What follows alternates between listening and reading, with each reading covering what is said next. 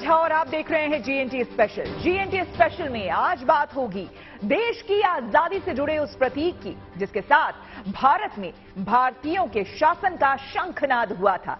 ये प्रतीक ब्रिटिश राज के अंत और दुनिया के अजीमो शान लोकतंत्र के रूप में भारत के उदय की कहानी के नायक से कम नहीं है। अंग्रेजों ने जब भारत को सत्ता सौंपी तो देश के पहले प्रधानमंत्री को प्रतीक के तौर पर यही राजदंड सौंपा गया था। ये उसी राजदंड की तस्वीर है जिसे आप इस वक्त मेरे पीछे नए संसद भवन की छवि के साथ देख रहे हैं। जैसा कि आपको मालूम है कि नया संसद भवन बनकर तैयार हो चुका है। 28 मई को देश के प्रधानमंत्री इसका उद्घाटन करने वाले हैं। ठीक उसी दिन प्रधानमंत्री मोदी नए लोकसभा कक्ष में सेंगोल को भी स्थापित करेंगे। सेंगोल लोकसभा अध्यक्ष के आसन के ठीक पास स्थापित किया जाएगा। वैसे आजादी से जुड़े इस पावन प्रतीक के लिए लोकतंत्र के मंदिर से पवित्र जगह और भला हो भी कहां सकती थी।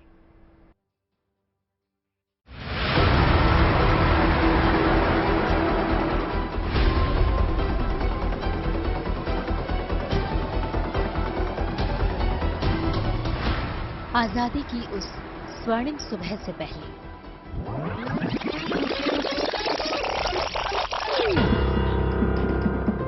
आजादी की दहलीज पर खड़ी नियति से साक्षात्कार करवाने वाली उस आधी रात से पहले When we shall redeem our pledge, not wholly or in full measure, but very substantially.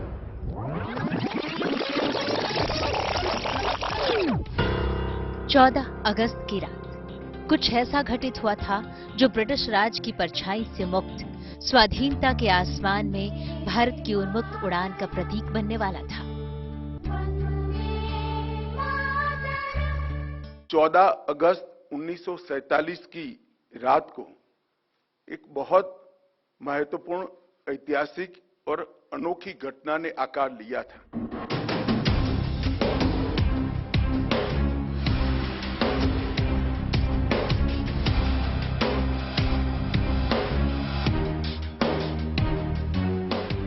स्वतंत्र भारत के पहले प्रधानमंत्री के हाथों में मौजूद ये वो वस्तु है जो हिंदुस्तान पर शासन की डोर को अंग्रेजों के हाथों से खींचकर खुद हिंदुस्तानियों के हाथों में थमाए जाने का प्रतीक बनने वाला था।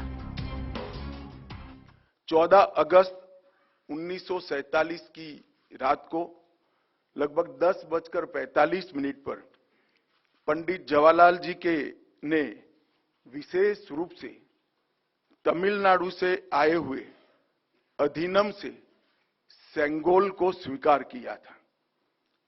उन्होंने इसे अंग्रेजों से भारत को सत्ता प्राप्त करने के प्रतीक के रूप में पूर्ण विधि विधान के साथ स्वीकार किया था।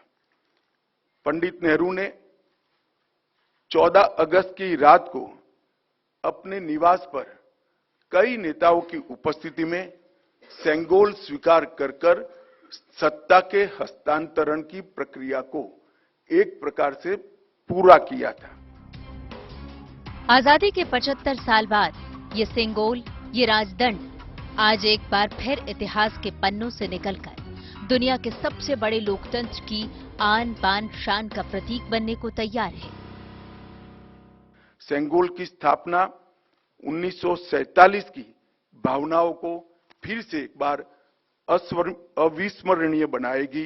इस अनुष्ठान का उद्देश्य इस तथ्य का स्वीकारीकरण है कि भारत में विदेशी शासन भारत के लोगों के पास एक ऐसी आध्यात्मिक प्रक्रिया से आई जो प्राचीन और भारत की सुदृढ़ परंपरा है।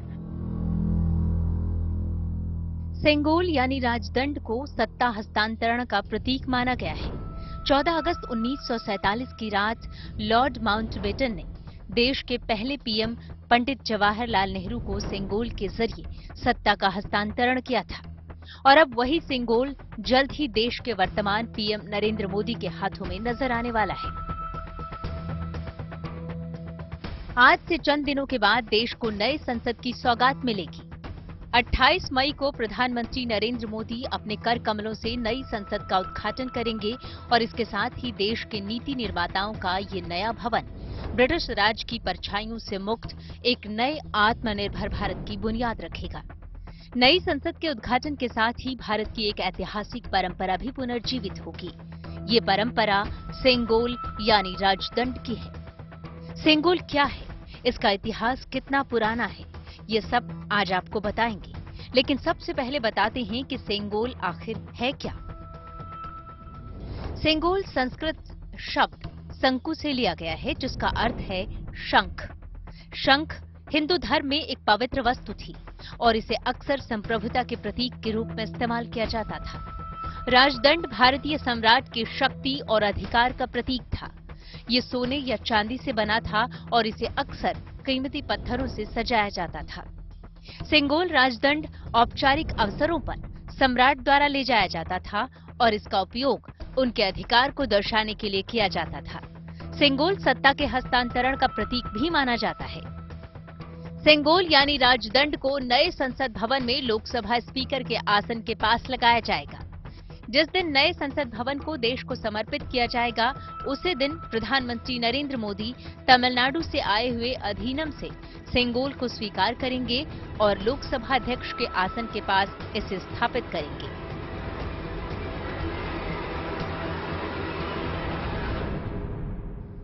हमारी सरकार का मानना है कि इस पवित्र सेंगोल को किसी संग्रहालय में रखना अनुचित है। सेंगोल की स्थापना के लिए संसद के भवन से अधिक उपयुक्त और पवित्र और उचित स्थान कोई हो ही नहीं सकता। इसलिए जब संसद भवन का देश को समर्पण होगा, उसी दिन आदरणीय प्रधानमंत्री नरेंद्र मोदी जी बड़ी विनम्रता के साथ तमिलनाडु से आए हुए अधिनम से सेंगोल को स्वीकार करेंगे और अत्यंत आदरपूर्वक माननीय लोकसभा के अध्यक्ष के आसन के समीप सम्मान के साथ इसको स्थापित करेंगे। संस्कृत से इतर सेंगोल शब्द के उद्गम की जड़ें तमिल भाषा से भी जुड़ती हैं। उल्लेख मिलता है कि सेंगोल तमिल भाषा के शब्द सेम्मई से निकला है। इसका अर्थ होता है धर्म, सच्चाई और निष्ठा। अर्थ और महत्व के साथ ही सेंगोल की बनावट से जुड़ी बारीकियां भी उतनी ही अहम हैं। सेंगोल यानी राजदंड करीब 5 फीट लंबा राजदंड है। चांदी के बने सेंगोल पर सोने की परत चढ़ी है।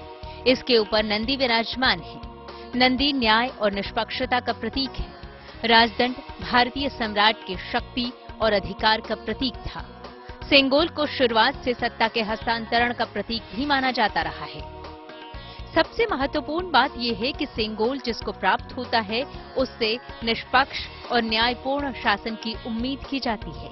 इसी उम्मीद के साथ 28 मई को भारत की आजादी से जुड़े इस प्रतीक को लोकतंत्र के मंदिर में पूरी निष्ठा के साथ स्थापित किया जाएगा।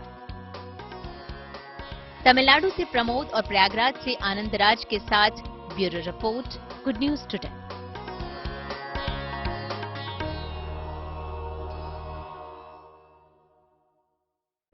इसे आप यूं समझिए कि जहां एक तरफ भारत एक एक करके ब्रिटिश राज से जुड़ी हर पहचान, हर प्रतीक को एक एक करके अपने वजूद से अलग कर आगे बढ़ रहा है, तो वहीं दूसरी तरफ अपनी स्वतंत्रता, संपन्नता और संप्रभुता से जुड़े हर प्रतीक को दुनिया के सामने प्रमुखता से रख रहा है।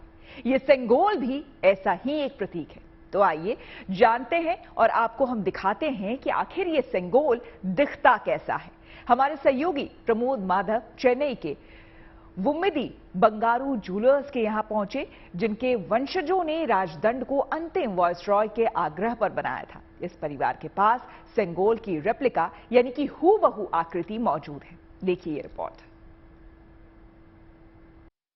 एक तरफ आजादी का अमृत महोत्सव और दूसरा तरफ अभी तो इंडिया को नया पार्लियामेंट बिल्डिंग मिल रहा है और इसमें तमिलनाडु का पार्ट बहुत ही सिग्निफिकेंट है, क्योंकि एक चीज यहां से 1947 पे वहां पे रीच हुआ था, वो भी इंडिपेंडेंस डे की 15 मिनट्स पहले प्राइम मिनिस्टर नेहरू के हाथ में हो गया था। उसका नाम है ये सेप्टर, इसको तमिल में सेंगोल बोलते हैं, और इसको एक राजा जो एक कंट्री को रूल हो करेगा उनके हाथ में वो दे देगा। और इसमें बहुत ही सिग्निफिकेंट चीज यहाँ की, पूरा डिजाइन पूरा तमिल का डिजाइन है। स्टार्टिंग विद ये जो देख रहे हैं इसको नंदी बोलते हैं, और नीचे एक लक्ष्मी देवी का भी स्टैचू है और डिजाइन है। और इस गैप पे तमिल शब्द में एक लाइन था, वो डिमा कर रहा था कि क्या हो रहा था, कब हो रहा था, टाइम, वक्त और सब कुछ एक्सप्लेनेशन यहां पे था। और ये है अमरिंदर भूमिडी, जिन्होंने इनकी फैमिली तो इस सेप्टर को डिजाइन किया था 1947 पे।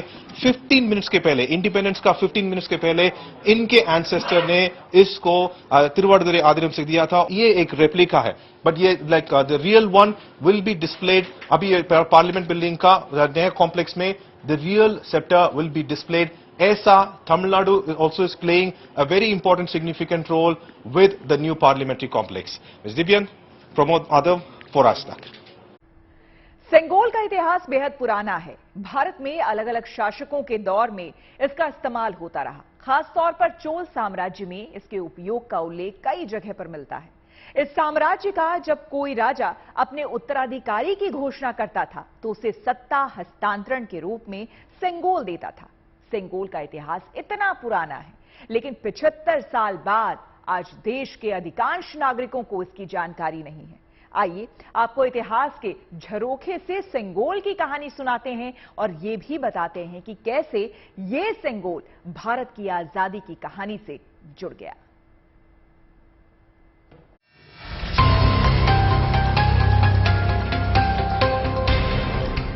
ये राजदंड अपने भारत के इतिहास से जुड़ी कई कहानियों को खुद में समेटे हैं। चोल काल के दौरान राजाओं के राज्याभिषेक समारोहों में सेंगोल का बेहद महत्व था।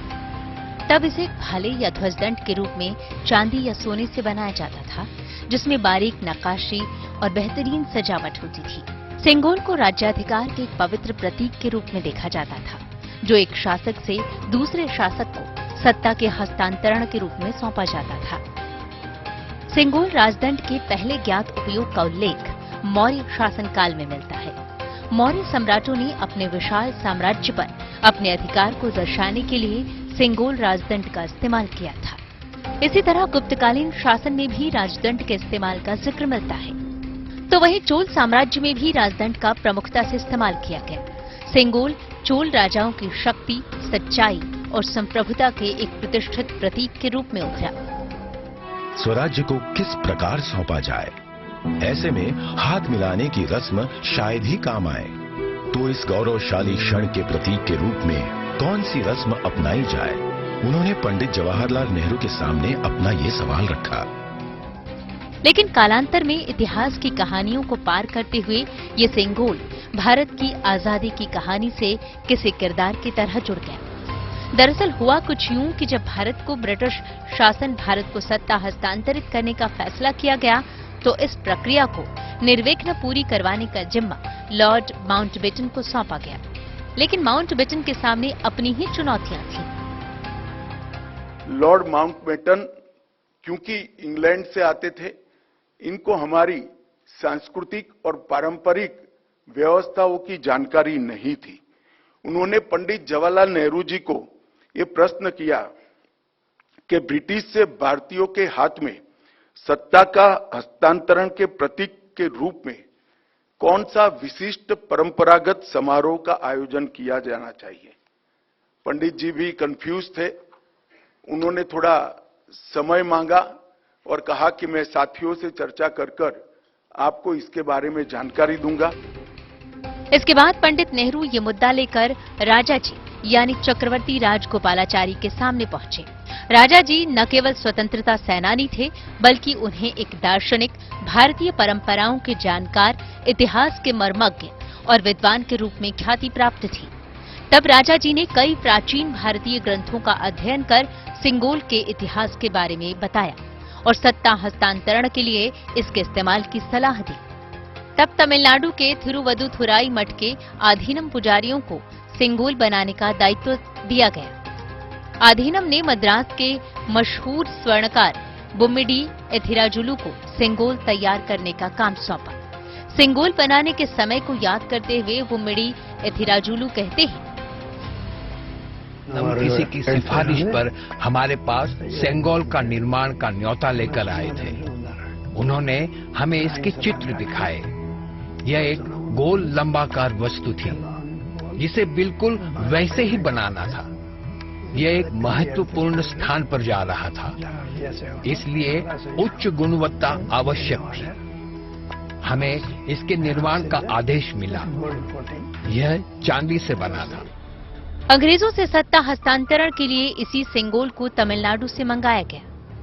14 अगस्त 1947 की रात 11:15 बजे जो वैदिक विधि से सत्ता हस्तांतरण किया गया था, उसकी तस्वीरें आज भी तमिलनाडु के अधीनम में मौजूद हैं। सेंगोल को भले ही भारतीय सम्राट की सत्ता और शक्ति का प्रतीक माना गया, लेकिन 1947 के बाद से भारत की सरकार ने कभी इसका इस्तेमाल नहीं किया।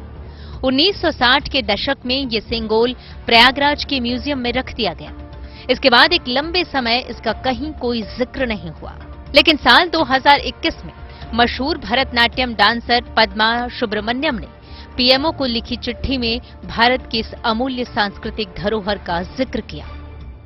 जब इसकी जानकारी प्रधानमंत्री जी को मिली, इस पर गहराई से विचार करने के बाद प्रधानमंत्री जी ने इसकी गहन जांच के आदेश दिए और फिर निर्णय लिया कि गौरवमयी प्रसंग को ध्रुव तारे के समान, परंपराओं के ध्रुव तारे के समान देश के सामने रखना चाहिए। इसीलिए हमारे नए संसद भवन के लोकार्पण के दिन को चुना गया। अब जल्द ही ये सेंगोल प्रयागराज के म्यूजियम से निकलकर दिल्ली के नए संसद भवन की शोभा बढ़ाएगा। प्रयागराज के लोग भी इसे लेकर बेहद उत्साहित हैं। सेंगोल सर, ऐसा जब हमारा देश आजाद हुआ था तो सेंगोल एक मेनली एक छड़ी है जो सोने की परत उस पर चढ़ी हुई थी, तो वो पूरा गोल्ड का उस पर चढ़ा हुआ था। तो वो आज़ादी जब मिली तो जवाहरलाल नेहरू को अंग्रेज एक अफसर थे, उन्होंने इनको स्मृति चिन्ह के रूप में दिया था कि अब आप जो है आजाद हैं। सरकार का फैसला है वो बहुत मायने रखता है। ये हम लोग के लिए बहुत गर्व की और खुशी की बात है। मतलब इसका तरीके से हम कहते हैं इसका प्रमोशन हो गया है। इलाहाबाद से सीधा दिल्ली, हमारे भारत की राजधानी, तो हम इससे ज्यादा कुछ नहीं कह सकेंगे कि जहां तक हमें लगता है ये बहुत सही निर्णय लिया गया है। दिलचस्प बात यह है कि सेंगोल की स्थापना के लिए 28 मई को संसद के उद्घाटन पर ठीक उसी तरह का कार्यक्रम आयोजित किया जाएगा जैसा 1947 में सत्ता हस्तांतरण के समय किया गया था। फर्क सिर्फ इतना होगा कि अब की बार जब देश के प्रधानमंत्री सेंगोल को हाथों में थामकर लोकसभा में स्थापित करेंगे, तब सारा देश और सारी दुनिया इसकी गवाह बनेगी। तमिलनाडु से प्रमोद और प्रयागराज से आनंद राज के साथ bureau report, good news today. Tamil परंपरा में राज्य के महायाजक यानी कि राजगुरु नए राजा को सत्ता ग्रहण करने पर एक राजदंड भेंट करते थे। परंपरा के अनुसार ये राजगुरु थिरुवदुथुरई अधिनम मठ के ही होते थे। जीएनटी पर आज हम आपको वो मठ दिखाने वाले हैं। इसी मठ के गोमतेश्वर मंदिर में स्थापित नंदी की प्रतिमा सेंगोल के लिए प्रेरणा बनी थी। इस 21 फीट की प्रतिमा की छवि आप सेंगोल पर देख सकते हैं। देखिए थिरुवदुथुरई अधिनम मठ से हमारे सहयोगी प्रमोद माधव की ये खास रिपोर्ट। तमिलनाडु पे हजारों सिग्निफिकेंट टेम्पल्स है, पर ये मंदिर तिरुवाडुदुरै आदीनम का गोमतीश्वर मंदिर है, जो तो लगभग हजारों साल पुराना। पर इस मंदिर पे एक और इम्पोर्टेंट फैक्टर ये है कि शाइवाइट सेंट्स अपर सुंदरर, तिरुनावुकरसर और माणिक्यवासकर, ये चारों ने ये टेम्पल डेटी के लिए यहाँ पे सैंग किया था। और इसके भी बड़ा सिग्निफिकेंट पार्ट ये है कि जो सेंगोल अभी नया पार्लियामेंट बिल्डिंग में रखने वाला है, उस सेंगोल पे एक नंदी है, उस नंदी जैसा ही इस टेंपल पे है, क्योंकि ये तिरुवाडुदुरै आदीनम के पास वाला टेंपल है। और ये नंदी आप देख रहे हैं, ये लगभग 21 फीट ऊंचाई होगा। और इस नंदी तो एक बड़ा इंपॉर्टेंट फैक्टर है, क्योंकि ऐसा ही एक नंदी वो सेप्टर या सेंगोल पे है, और उसका तस्वीर वहां पे है जहां पे 1947 पे इस तिरुवाडुदुरै आदीनम का पॉन्टिफ ने उस सेप्टर को, सेंगोल को पंडित जवाहरलाल के हाथ में लिया था। ऐसे ही power of transfer of power को भी उन्होंने डिनोट किया उस वक्त, और उस सेप्टर पे वो नंदी भी हैं, और यही तो इस मंदिर का बहुत ही सिग्निफिकेंट पार्ट है। और अब भी इस मंदिर से 28 मई को 20 सीएस यहाँ पे भी जा रहे हैं। बुमड़ी बंगाल शेट्टी जिन्होंने वो उसका फैमिली जिन्होंने वो सेप्टर को बनाया था, उसके साथ यहाँ के भी सीयर और जिनको रिसाइटर्स बोलते हैं ओदुवार, वो भी यहाँ के जाकर उस नया पार्लियामेंट बिल्डिंग का इनॉग्रेशन पे पार्टिसिपेट करेंगे। वीडियो जर्नलिस्ट दिव्यन के साथ प्रमोद माधव। तो इसी के साथ जीएनटी स्पेशल में मेरे यानी श्वेता झा के साथ फिलहाल इतना ही। देश दुनिया की तमाम पॉजिटिव खबरों के लिए आप देखते रहिए गुड न्यूज टुडे।